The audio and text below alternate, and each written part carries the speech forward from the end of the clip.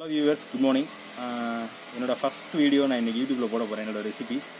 So இன்னைக்கு நம்ம என்ன பண்ண போறோம்னா வழக்கம் நம்ம இட்லி பொடி எல்லா வீட்லையும் சாப்பிட்டு தான் இருப்பீங்க.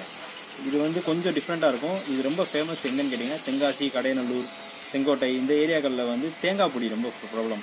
இட்லி தோசை கூட சாப்பிட்றதுக்கு ரொம்ப அருமையாக இருக்கும். இதுக்கு நான் இப்போ ஸ்டார்ட் பண்ண போகிறேன். இதுக்கு ஃபஸ்ட்டு தேவையான பொருட்கள் என்னென்னு சொல்லிடுறேன். ரொம்ப சிம்பிள்.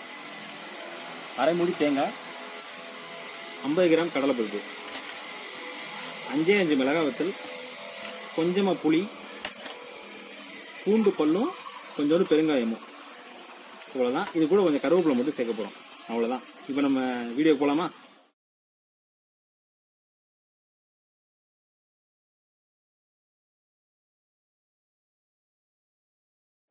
ஓகே, இப்போது நம்ம ஸ்டார்ட் பண்ணலாம். ஒரு 2 டீஸ்பூன் அளவுக்கு தேங்காய் எண்ணெய் சுற்றி ஊற்றிக்கோங்க. தேங்காய் நல்லா வறுக்கிறதுக்காக. ரொம்ப தேங்காய் ஊற்ற வேண்டாம். ரொம்ப ஆயில் ஊற்ற வேண்டாம். ஏன்னா நீங்கள் மிக்சியில் அரைக்கும் போது ஆயில் வெளியே வரக்கூடாது. அடுத்து நம்ம பொடியை மிக்சி இறக்கோம்ல, அப்போ ஆயில் வெளியே வரக்கூடாது. கொஞ்சம் ஆயில் ஊற்றிக்கோங்க.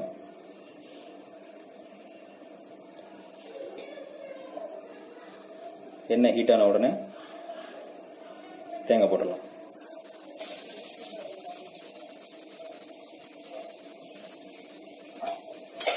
ரொம்ப இம்பார்ட்டன்ட், நல்லா ப்ரௌன் ஆகணும். ஆனால் அடி பிடிச்சிடக்கூடாது, கறிக்கிடக்கூடாது. அதனால் ஸ்லோ ஃபயரில் கிண்டுங்க. எவ்வளோ ஸ்லோ ஃபயரில் கிண்டுறீங்களோ அவ்வளோ கோகனட்டோட ஃப்ளேவர் நல்லாயிருக்கும். நல்லா கருகாமல் ப்ரௌன் ஆகும்.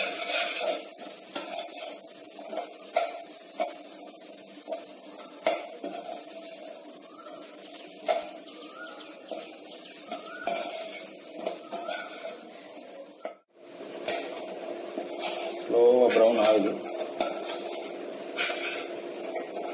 ஃப்ளேவர் நம்ம அந்த ஸ்லோ ஃபயரில் பண்ணுறோம்ல, ஸோ அதோட கோகனட்டோட ஃப்ளேவர் ரொம்ப நல்லா வருது. வறுக்கிறனால என்ன ஆகும்னா அந்த பொடியோட ஷெல்ஃப் லைஃப் ரொம்ப நல்லாயிருக்கும். மினிமம் ஒரு 3 மந்த்ஸ்க்கு பொடி நல்லா அப்படியே இருக்கும், கெட்டு போகாது. ஒரு கண்டெய்னரை நீங்கள் ஸ்டோர் பண்ணி வச்சிட்டிங்கன்னா கூட போதும். ஏர் டைட் கண்டெய்னர் நல்லா மூடி போட்டு வச்சிட்டிங்கன்னா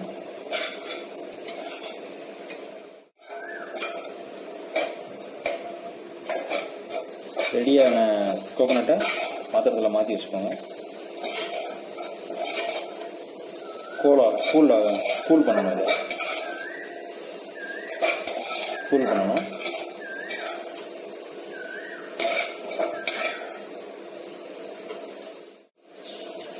நெக்ஸ்ட் நம்ம கடலைப்பருப்பு வறுத்துடலாம். கடலைப்பருப்பு, வத்தல் இதெல்லாம் ஏற்கனவே வறுத்த தேங்காய் நம்ம சில் பண்ணுறதுக்காக வச்சாச்சு. இதே மாதிரி கொஞ்சம் ஆயில், ஒரு ஸ்பூன் அளவு இருந்தால் போதும்.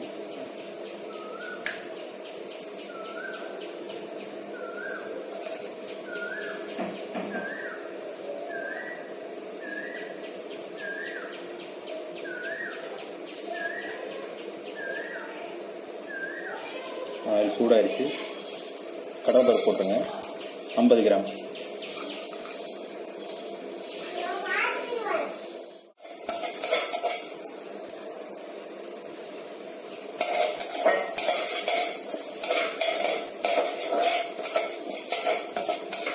ஸ்லோ ஃபயர்லேயே பண்ணுங்க. அதையும் ஸ்லோ ஃபயரில் பண்ணுறது எப்பயுமே கொஞ்சம் ஃபுட்டுக்கு நல்ல டெக்ஸ்சர் கொடுக்கும். ஹோட்டல்ஸில் பார்த்தீங்கன்னா எல்லாம் ஹை பர்னர் ஃப்ளேம்ஸில் யூஸ் பண்ணுவோம். இந்த விறகடுப்பு வீட்டு சமையல்லாம் டேஸ்ட் வர்ற காரணமே அந்த ஸ்லோ ஃபயரில் பாத்திரம் ஈவனாக ஆனியன்ஸ், டொமேட்டோஸ் எது குக் பண்ணாலும் ஈவனாக குக் ஆகுது பார்த்தீங்களா? அதுதான் ஃபுட்டோட டேஸ்ட்டே. கொஞ்சம் ப்ரௌன் ஆகிட்டு இருக்கும்போதே பெருங்காயம் போட்டுடலாம்.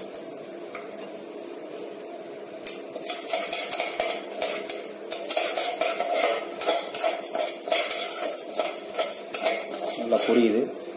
இப்போது நீங்கள் வத்தல் போட்டுங்க. பூண்டை அந்த லாஸ்ட் ஸ்டேஜில் போடுங்க.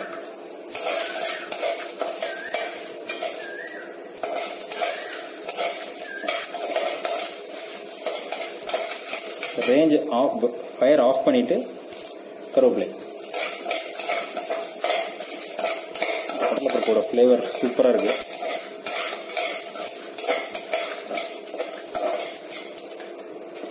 லாஸ்ட்டாக புளி போட்டு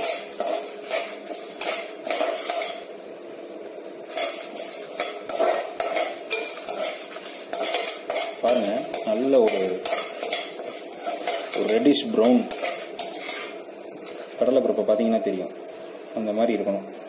நல்லா கொஞ்சம் ரெட்டிஷ் ப்ரௌனாக ரோஸ்ட் பண்ணி வச்சுருப்போம்.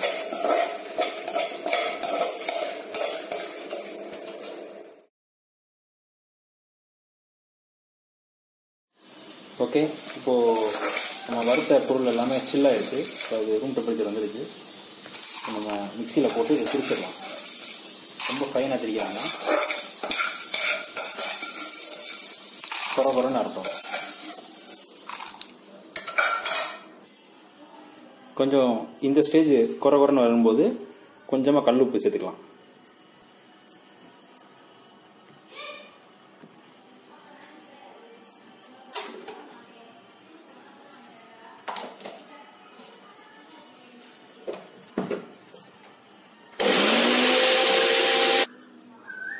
நம்ம குறன்னு அரைச்சது ரெடி ஆயிடுச்சு.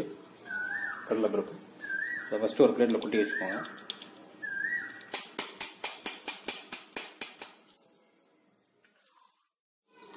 தேங்காயை போட்டு திரிச்சிடலாம்.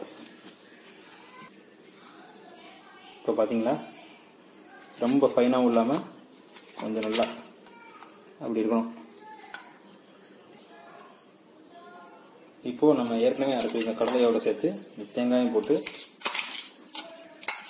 நல்லா கிண்டணும்.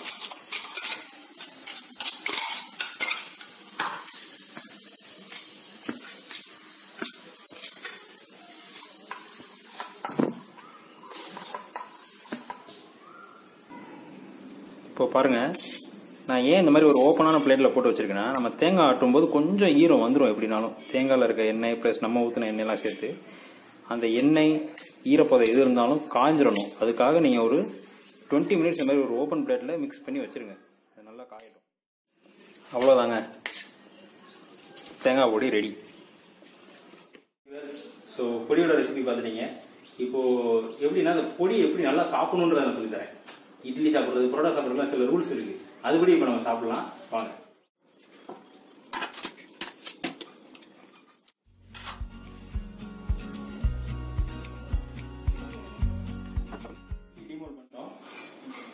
அதில் சூடாக பாம்பே சாம்பார் ஊற்றுங்க.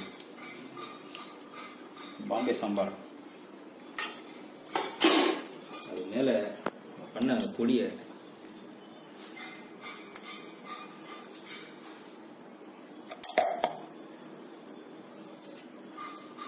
இப்படி சாப்பிட்டீங்கன்னா சூப்பராக இருக்கும் இட்லி. என்ஜாய். தேங்க்யூ.